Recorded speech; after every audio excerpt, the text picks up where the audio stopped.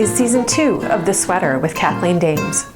Over the course of our 12-week season, we will knit the pearly pullover together.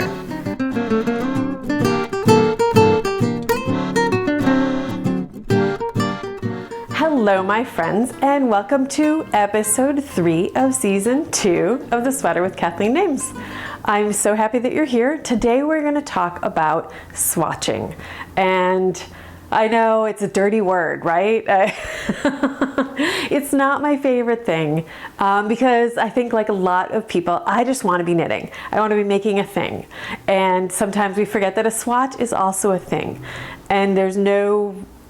It's important to do. You need to get to know your yarn and your needles. You need to make sure that they are working together the way that you expect them to. You don't want any surprises. You don't want to get into casting on the stitches for the body of your sweater, 200 plus stitches. You knit for, a good number of inches, and then suddenly you realize that you have cast on way too many stitches or way too few stitches, and there is no way it is going to fit your body. Now, for some people that's okay, and then they just barrel on ahead and they give it to somebody else. I am not that person. I am a selfish knitter. I want it to fit me. If I'm knitting something for me, I want it to fit me. And if I'm knitting it for somebody else, I want to know that it's going to be the right size. So I get it that the swatching kind of bums you out sometimes, and it doesn't feel like you're getting anywhere, but you really are. You're getting to know your yarn and your needles, and in the case of certain patterns, you're getting to know your stitch pattern. We're doing stockinette, so it's just, basic knitting. But in other instances, you can get to know your swatch, your stitch pattern in the swatch, and then you're ready. You know what's coming. So I already swatched once, and I did a flat swatch. I just wanted to sort of get to know the yarn a little. I was really auditioning it just in a more general way. And so I have a nice flat swatch here.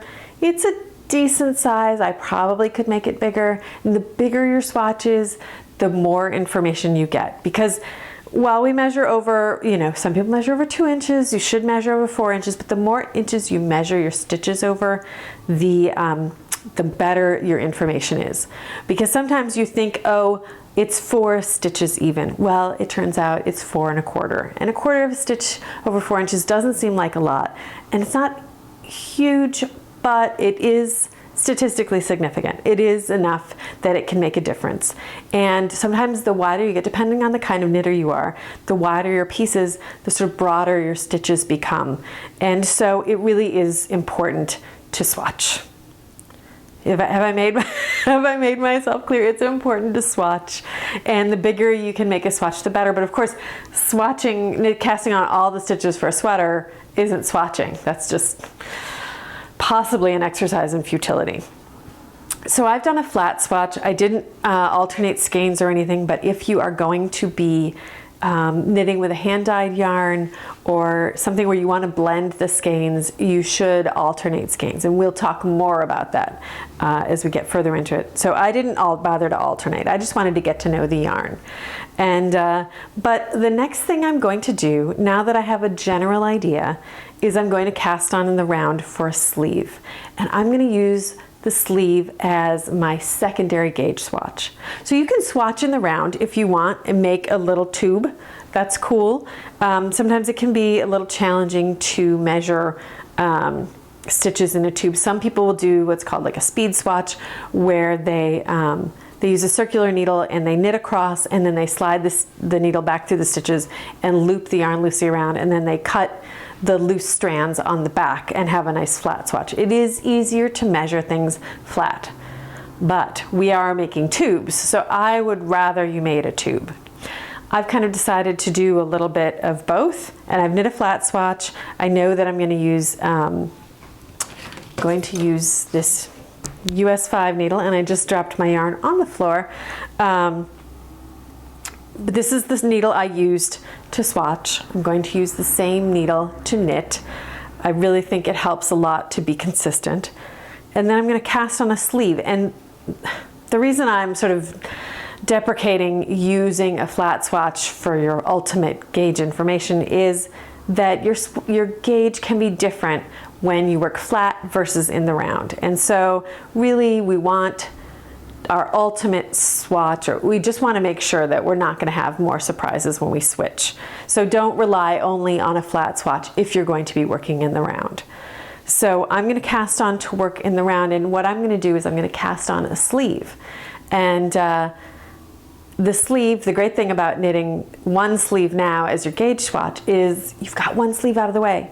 I talked about it in season 1, but I'll talk about it again because sleeve island is real. Second sleeve syndrome, if you've ever knit socks or gloves or another sweater, you know that sometimes knitting 2 sleeves in a row is just a bummer. So I like to knit a sleeve first after I've done some swatching and I'm pretty sure I know what's going on. But I knit a sleeve first. It's less of a commitment. It's about a quarter to a third of the number of stitches of the body. So, but you can still, you're increasing, you're getting a wider fabric up at the top. And so by the time you get to the top, definitely check your gauge again up at the top of the sleeve. And then you can be really certain that you know what you're doing. And of course, the other nice thing about a sleeve is if it's a stitch or 2 off, if you discover that you're a fraction of a stitch over 4 inches off, in a sleeve, you only have so many stitches. So the difference between 50 and 52 stitches, say, is just a random example, isn't that big a deal. And you could sort of fudge it away, decrease an extra time on one side, or just not worry too much about it. Put it in the underarm. There are ways to deal with that without having to rip out the whole sleeve. Knitting is flexible, and so it's not too terrible to have maybe 1 or more stitches. But if you have 5 or 10 more stitches in the body because you cast on not exactly the right number of stitches for what size you wanted to knit, it's more complicated and more frustrating to get rid of those stitches. But a sleeve is always a narrower thing to begin with, so those fractions of a stitch only add up to maybe a few stitches. So that's another reason that I like to knit a sleeve. But really the main reason is to get one of those sleeves out of the way, get more information on the body, and then once I've knit the sleeve, as my swatch, set it aside. Not going to set it aside. Well, I'm going to set it aside. I'm going to break the yarn, maybe put it on some waste yarn or a spare needle, and then I'm going to wash it and block it. So I'm really, really sure that everything is going the way it's supposed to. And then you know how your yarn's going to react to getting wet, how it's going to dry. You're going to see your stitches smooth out, and you're going to feel really confident when you cast on all those stitches for the body. And that's the thing, the body is a lot of stitches. It's a big commitment. We're making a whole garment here, so we want to make sure we're doing it right. So we'll knit a sleeve first, and then we can do the body, and then we only have 1 little sleeve left before we do the yoke, which I always think is the fun part. You've got decreases going, there's a lot going on, you're turning tubes into something that fits your body, and it means you're almost done and you're almost ready to wear your sweater. So I love the yoke. I'll talk a lot about the yoke when we get to that episode, how much fun it is, and but I want to make sure that we have fun along the way. Elizabeth Zimmerman would talk about, she has a pattern called a hand-to-hand Erin, and she would talk about casting on when you're full of prance and vigor, and then, because you're excited about your yarn, you're excited about your progress and the process, and then it starts to slow down. You feel like you're never going to get there. So if you can sort of take a break and then have something a little more interesting, that can help too. So by breaking up the sleeves, we're sort of taking that what can sometimes be an onerous problem of having 2 sleeves to knit. And for some reason, I've never been able to get really comfortable with knitting 2 sleeves at one time. I don't know why. It's just the way I am. And I've decided rather than keep fighting it, I will this works for me. 1 sleeve, and then the body, and then the other sleeve, and then the yoke, and then you have a sweater. So I'm going to grab my yarn that fell down on the floor, and I'm going to cast on for my sleeve. And I'll talk more about casting on a lot of stitches next time. But for right now, I'm just going to cast on for the sleeve off of 1 skein. And I better check my pattern to make sure that I'm casting on the right number. So last time around I knit sport weight, and that's what Lady Jane is wearing, the sport weight version in pashmina, and this is Happy Fuzzy yarn. It's a DK weight merino, and so I'm going to go down to the sleeves and I'm going to cast on, is that right? I'm going to cast on 36 stitches. That is correct. I'm going to cast on 36, and I like a long tail cast on. Usually I'll do a two-tail long tail cast on for a lot of stitches, or if I'm starting 2 skeins, but I realize that I haven't wound up another skein yet. So right now I'm just going to use this first skein and I'm going to cast on my stitches and get going on making sure that this is what I'm looking for in terms of my gauge. And the other nice thing about casting on a sleeve is that, sorry, I'm counting. The other nice thing about casting on a sleeve is not only are you going to be able to check your stitch gauge, and especially over the wider part of your sleeve up at the top, you get a really good idea. But I also can check my row gauge. And while generally I write patterns for length in terms of inches, there are some times where I recommend doing it a certain number of rows apart. And if you know that your row gauge is significantly different from mine, you may want to do to make some adjustments to those things. Like I usually do specify the number of rows between sleeve increases or body decreases, depending if they're closer together.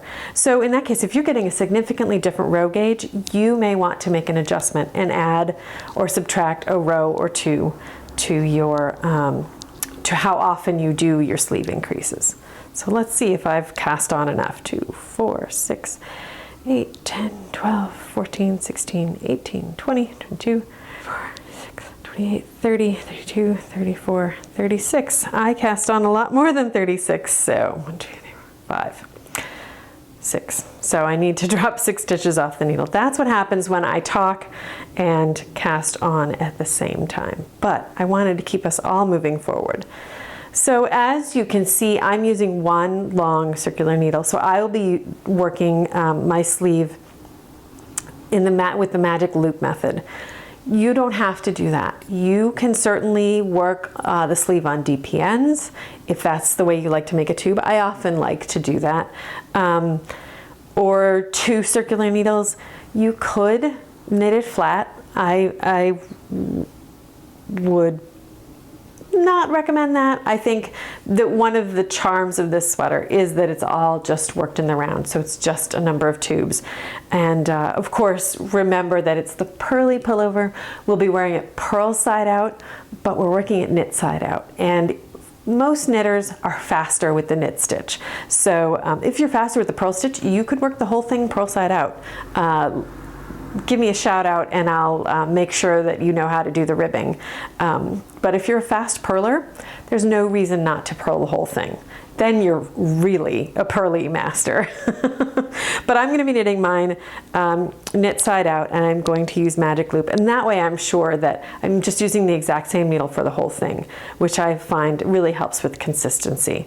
Now that I've gotten comfortable with magic loop. One of my early sweaters, I did work the sleeve with magic loop, and I discovered that my gauge with magic loop was different from my gauge of just using the same needle on a regular circumference, because I was new to it and I was pulling everything so snug.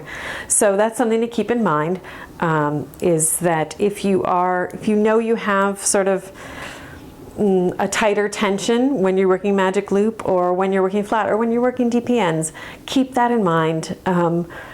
I don't like to recommend trying to change your style of knitting depending on your circumference. You should knit comfortably, and so that may mean changing the needle size. I hate trying to remember, oh, in this one, at this point, I need to be knitting tighter to get gauge. I just want to knit. So I recommend altering the tools rather than your style of knitting. in order to have a comfortable knitting experience. So I'm about ready to get started. I just realized I don't have a stitch marker right handy. So I'm just going to set this down, but I will be working on the sleeve and I will just be following the pattern. I'm looking down because the pattern's right here. And although I write the pattern with you doing the body first and then the sleeves, I'm recommending here on the podcast that you knit one of the sleeves first. So jump down to DK or Sport Sleeves, knit one of the sleeves, do a little blocking or wash it and let it dry so you know what's going on. And then check all your gauge before casting on all those stitches for the body. So that's it for me today on swatching. Remember, if you knit a flat swatch, to then double check it with a sleeve. If you knit a swatch in the round, you're more likely to be accurate, but do remember that as we add more stitches, that can sometimes alter our gauge by a fraction of a stitch, and that can make a difference.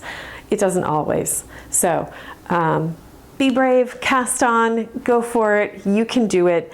This is going to be a lovely, comfy, wonderful, happy sweater. You should have fun doing it. And I will be back. I will be back next week, and we will be talking about casting on. Some tips and